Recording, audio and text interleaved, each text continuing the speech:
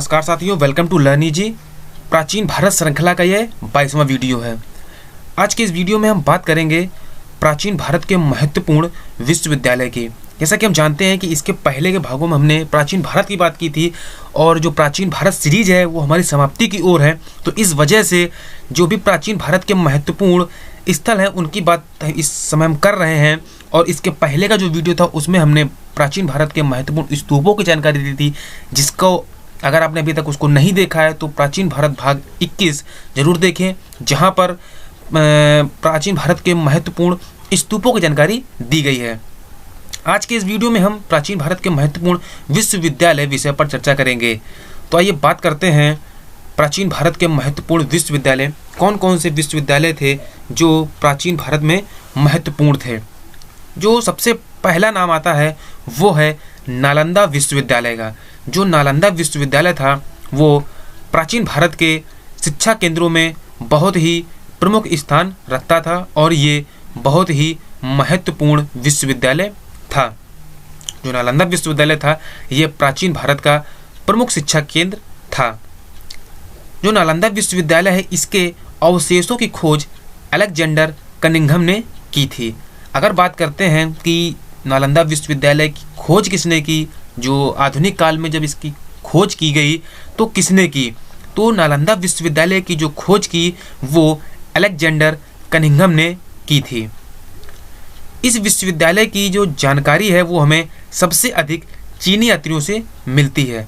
जो चीनी यात्री भारत आए उनके द्वारा जो यात्रा वृतांत लिखा गया है उसमें ही इस विश्वविद्यालय की सबसे अधिक जानकारी प्राप्त होती है। तो अगर हम बात करें इस विश्वविद्यालय के स्रोतों की तो इस विश्वविद्यालय के जो अधिकतर स्रोत हैं वो चीनी यात्री ही हैं। उन्हीं के द्वारा लिखित यात्रा वृतांतों में इसका चर्चा सबसे अधिक होती है। अब बात करते हैं कि यह विश्वविद्यालय कहाँ पर स्थित है। यह विश्वविद्यालय दक्षिण बिहार में राजगीर के समीप स्थित था। जिस समय यह विश्वविद्यालय बना था उस समय यह दक्षिणी बिहार के राजगीर के समीप स्थित था। इट मीन्स जो नालंदा विश्वविद्यालय है वो कहाँ पर था। नालंदा विश्वविद्यालय दक्षिणी बिहार के राजगीर के समीप स्थित था।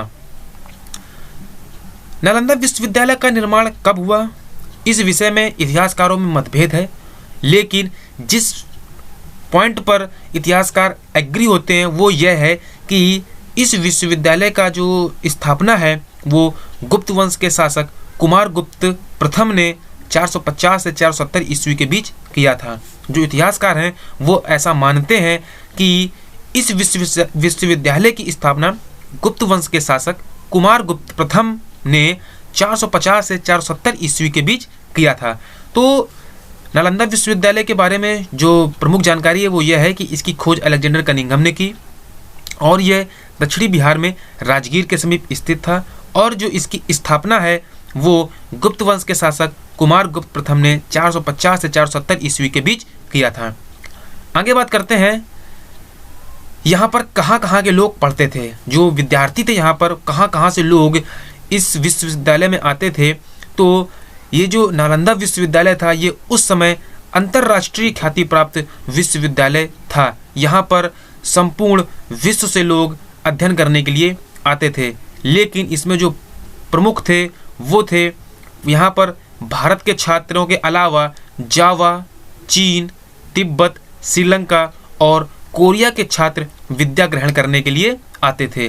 तो कुल मिलाकर जो प्राचीन भारत था वो शिक्षा के क्षेत्र में बहुत ही महत्वपूर्ण स्थान रखता था।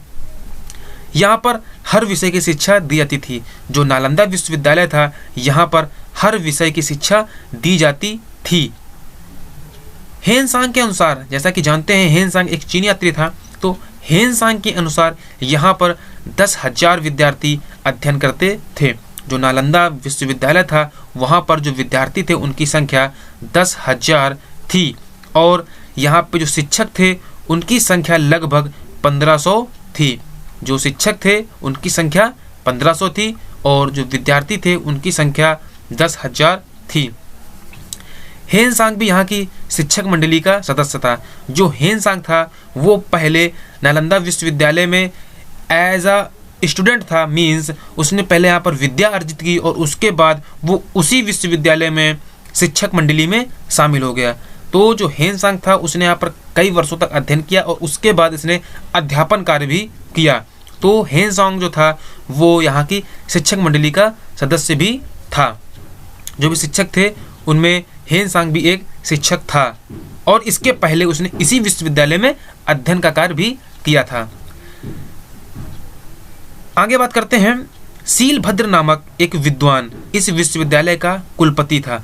जो इस विश्वविद्यालय का कुलपति था वो शीलभद्र नाम का एक विद्वान था। इस विश्वविद्यालय का जो कुलपति था वो कौन था? शीलभद्र नामक एक विद्वान। उसके अलावा यहाँ पर हस्तलिखित ग्रंथों का एक पुस्तकालय भी था। जो नालंदा विश्वविद्यालय था उसमें हस्तलिखित ग्रंथ, हाथों से लिखे हुए ग्रंथों का एक पुस्तकालय भी था और यह पुस्तकालय इतना विशाल था कि यह 9 मंजिल की एक इमारत में बना हुआ था। यहाँ का जो पुस्तकालय था वो 9 मंजिल की इमारत में बना हुआ था।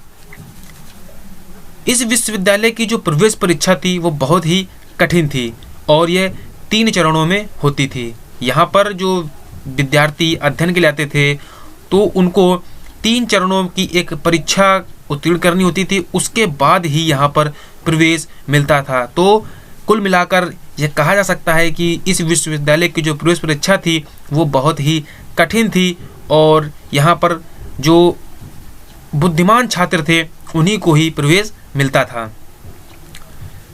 यहाँ पर जो शिक्षा दी जाती थी उसकी भाषा पाली थी। ये एक बहुत ही इम्पोर्टेंट लाइन बनती है कि जो नालंदा विश्वविद्यालय था वहाँ पर शिक्षा किस भाषा में दी जाती थी। तो यहाँ पर जो शिक्षा थी वो पाली भाषा में दी जाती थी। इस महान विश्वविद्यालय के विनाश की कोई ठोस जानकारी नहीं है। जो ये विश्वविद्यालय है ये कैसे नष्ट हुआ, क्या कारण थे जिस कारण से यह नष्ट हुआ, इस मामले में कोई विशेष जानकारी प्राप्त नहीं है। लेकिन जो इसका अवशेष है उससे यही प्रतीत होता है कि एक भयानक अग्निकांड में यह विश्वविद्यालय नष्ट हो गया। लेकिन इतिहासकारों का ये मानना है कि यहाँ पर कोई अग्निकांड नहीं हुआ था, जबकि इसे ज़बरदस्ती आग के हवाले किया गया था। किसी शासक ने यहाँ पर भयानक अग्निकांड करवाया था, इस वजह से इस विश्वविद्यालय का विनाश हो गया। तो ये कुछ महत्वपूर्ण जानकारी आज जो है इस वीडियो में नालंदा विश्वविद्यालय के बारे में दी। आगे बात करते हैं विक्रमशिला विश्वविद्यालय की। विक्रमशिला विश्वविद्यालय जो कि 8वीं शताब्दी में पाल वंश के शासक धर्मपाल के द्वारा बिहार के भागलपुर जिले में स्थापित हुआ। फिर से बात करते हैं विक्रमशिला विश्वविद्यालय की कि इसकी स्थापना कब हुई। तो विक्रमशिला विश्वविद्यालय की स्थापना 8वीं शताब्दी में हुई और इसका जो निर्माण कराया वो पाल वंश के शासक धर्मपाल के द्वारा करवाया गया और यह विश्वविद्यालय भी बिहार के भागलपुर जिले में स्थित था। तो जो बेसिक इन्फॉर्मेशन है वो ये है कि धर्मपाल के द्वारा बिहार के भागलपुर जिले में विक्रमशिला विश्वविद्यालय की स्थापना हुई थी।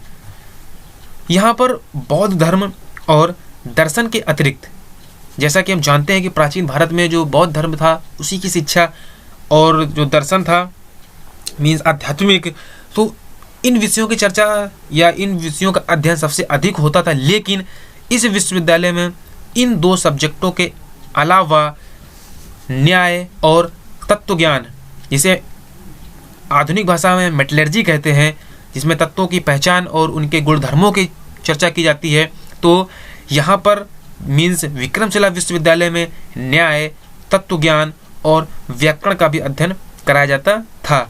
तो जो यहाँ के विषय थे वो बौद्ध धर्म और दर्शन के अलावा न्याय, तत्वज्ञान और व्याकरण का भी था। इन सभी विषयों का यहाँ पर अध्ययन कराया जाता था। इतिहासकार बताते हैं कि इस विश्वविद्यालय के जो सबसे प्रतिभाशाली भिक्षु थे जिनका नाम दीपंकर था, इन्होंने लगभग 200 ग्रंथों की रचना की। जो इस विश्वविद्यालय के सबसे प्रतिभाशाली भिक्षु थे दीपंकर, उन्होंने लगभग 200 ग्रंथों की रचना की।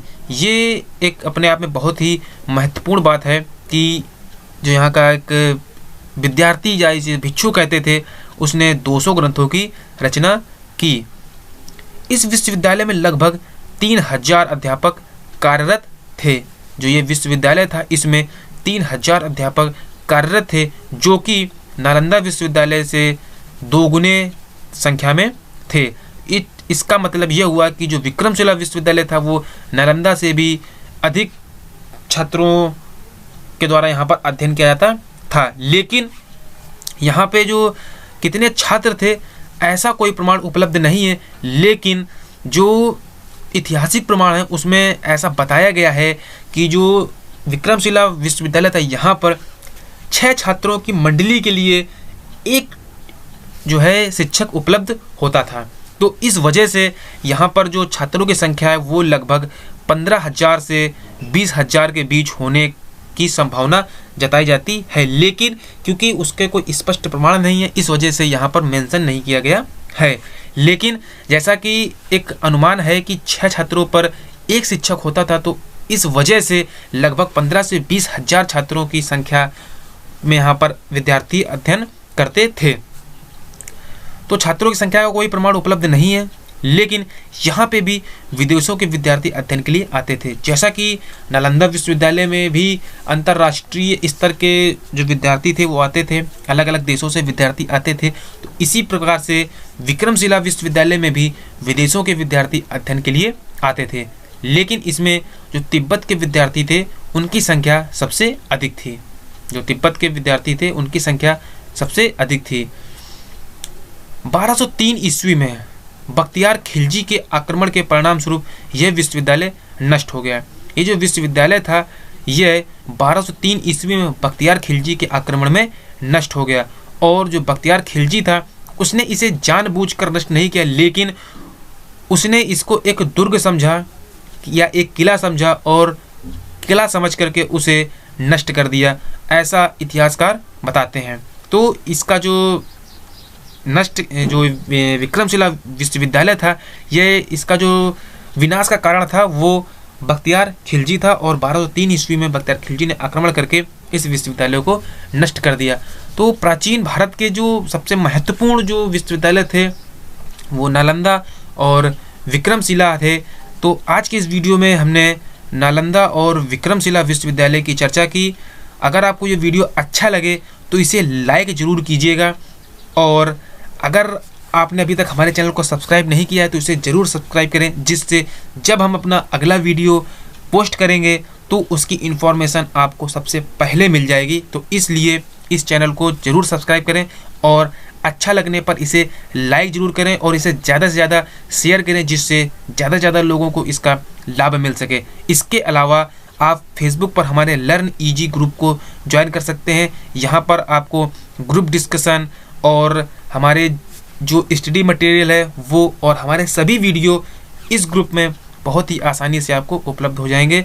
और ये एक स्टडी ग्रुप है, इस वजह से यहाँ पर आपको जो भी आपकी समस्याएं और जो भी स्टडी मटेरियल है वो आपको प्रोवाइड हो जाएगा, और आपकी समस्याओं का यहाँ पर निस्तारण किया जाएगा। तो वीडियो देखने के लिए आपका बहुत बहुत धन्यवाद।